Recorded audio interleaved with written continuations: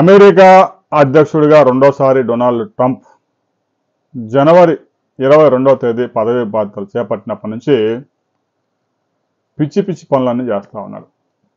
పిచ్చి పిచ్చి పనులు ఏంటంటే అనేక దేశాల మీద సుంకాలను రెట్టింపు చేయడం.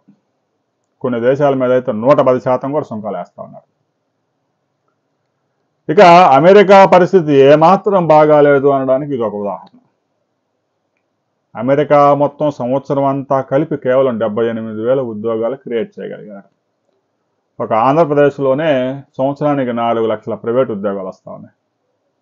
అమెరికాలో ఉద్యోగాలు కొత్తగా రాకపోగా ఐటీ కంపెనీలు వేలాది మందిని ఉద్యోగాలు పీకి ఇంటికి పంపిస్తూ ఉన్నాయి. ప్రజల్లో తీవ్రమైన వ్యతిరేకత ఉంది ప్రభుత్వం మీద. ఇక వాళ్ళందరిని డైవర్ట్ చేయడానికి ట్రంప్ భారతదేశం మీద 50% సుంకాలు, చైనా మీద 80% సుంకాలు, రష్యా మీద 80% సుంకాలు, ఈ విధంగా నోటికి ఏదొస్తే అది సుంకాలు అంటున్నారు. సహజంగా సుంకాలన్నీ 10 నుంచి 25% దాకా ఉంటాయి. కానీ భారతదేశం మేము చెప్పినట్టు వినడం లేదు. రష్యా నుంచి క్రూడాయిల్ దిగుమతి ఆపండి అంటే ఆపడం లేదు. అమెరికా నుంచి ఆయుధాలు కొనుగోలు చేయండి అంటే చేయడం లేదు. రష్యా నుంచి క్రూడాయిల్ దిగుమతి ఆపి అమెరికా నుంచి చేసుకోవాలట. ఒక బ్యారెల్ $65 రష్యా నుంచి వస్తూ ఉంటే ఆ దిగుమతి ఆపి $79 అమెరికా నుంచి దిగుమతి చేసుకోవాలని ట్రంప్ భారతదేశాన్ని హెచ్చరికలు జారీ చేస్తూ ఉన్నాడు. భారత్ అమెరికా మధ్య ఏటా $135 బిలియన్ వ్యాపారం కొనసాగుతోంది. ప్రతి సంవత్సరం ఒక 11 నుంచి 12 లక్షల కోట్ల మధ్యలో ఈ బిజినెస్ ట్రేడ్ ఉంది. అందులో భారతదేశం నుంచి అమెరికాకి 85 బిలియన్లు, అమెరికా నుంచి ఇండియాకి ఒక 43 బిలియన్ల దాకా బిజినెస్ జరుగుతూ ఉంది. అయితే భారతే దీంట్లో వాణిజ్య మిగుల్లో ఉంది. అమెరికా ఆ వాణిజ్య మిగుల్ని మా దగ్గర నుంచి ఆయుధాన్ని కొనుగోలు చేసుకోవడం ద్వారా, ముడి చమురు దిగుమతి చేసుకోవడం ద్వారా భర్తీ చేసుకోండి, రష్యా నుంచి వెంటనే చమురు దిగుమతి ఆపండి అని ఆదేశాలు జారీ చేస్తూ ఉన్నారు. మనమైతే రష్యా నుంచి చమురు దిగుమతి చేసుకోకూడదు. అమెరికా వాడైతే రష్యా నుంచి కావలసిన అరుదైన ఖనిజాలన్నీ పెద్ద ఎత్తున దిగుమతి చేసుకుంటా ఉన్నాడు. అదే విషయాన్ని ఒక విలేకరు అడిగితే ఆ విషయం నాకు తెలియదు అని ట్రంప్ దాటేశాడు. దీంతో మోదీ మరొకసారి రష్యా వైపు దృష్టి సారించారు. రాబోయే కొద్ది రోజుల్లోనే రష్యా అధ్యక్షుడు పుతిన్ భారతదేశంలో పర్యటించబోతా ఉన్నారు. ఈలోగా భారత ప్రధాని నరేంద్ర మోదీ చైనాలో పర్యటన ఖరారైంది. రష్యా, చైనా, భారత్ వాణిజ్య ఒప్పందం కనుక కుదిరితే, ఈ 3 దేశాల మధ్య వాణిజ్యం కనుక పెద్ద ఎత్తున జరిగితే ఇక అమెరికా ఏకాకిగా మిగలబోతా ఉంది. ఈలోగా ట్రంప్ మరికొన్ని చర్యలు కూడా తీసుకునే అవకాశం ఉంది. ఇప్పటికే Brazil, Britain, Bharat, China, Russia మీద పెద్ద ఎత్తున సుంకాలు వేశాడు.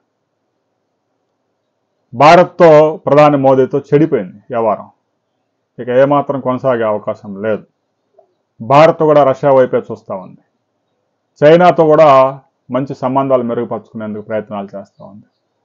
ఈ దేశాలతో ట్రేడ్ చేయడం కూడా చాలా ఈజీ. దగ్గర ప్రాంతాలు కూడా, సముద్ర మార్గాలు కూడా ఉన్నాయి.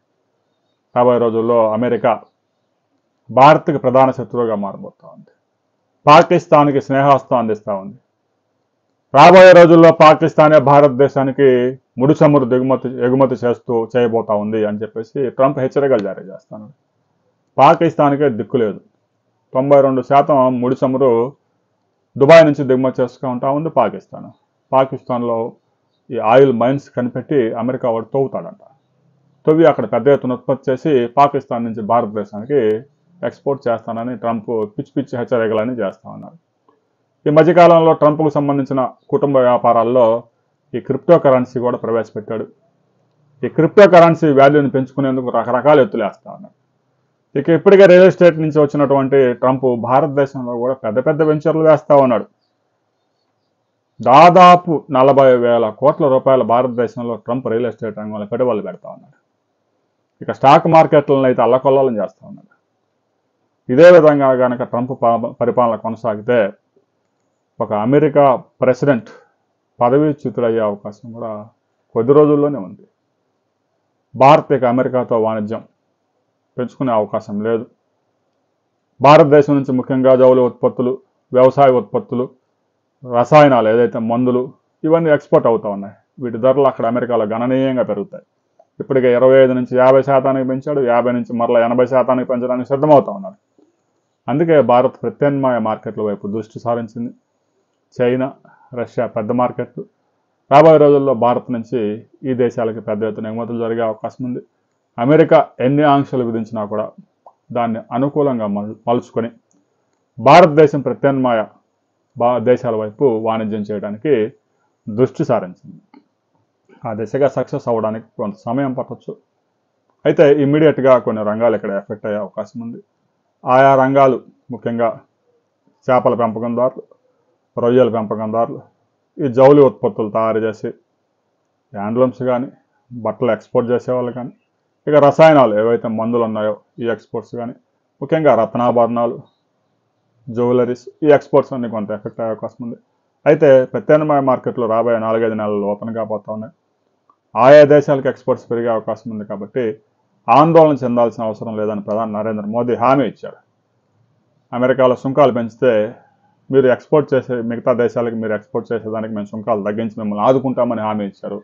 ఏ వస్తువులకు సుంకాలు తగ్గించిపోతా ఉన్నారు అనే వివరాలు రాబోయే కొద్ది రోజుల్లోనే కేంద్ర ప్రభుత్వం ప్రకటించబోతా ఉంది. ఆ తర్వాత మరిన్ని వివరాలతో మరో వీడియోలో మనం కలుసుకుందాం.